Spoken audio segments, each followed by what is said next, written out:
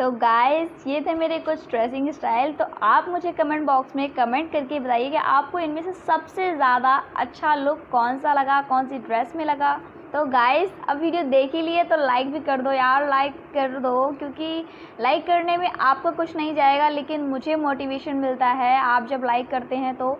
और मुझे ये वीडियो बनाने में ना बहुत ही ज़्यादा मेहनत लगी है, तो आप प्लीज़ लाइक ज़रूर कर दीजिएगा और साथ ही साथ कर लीजिए मेरे चैनल को सब्सक्राइब ऐसे ही नई नई वीडियोस पाने के लिए। तो चलते हैं, मिलते हैं नेक्स्ट वीडियो में। आज के लिए इतना ही, टिल देन बाय बाय।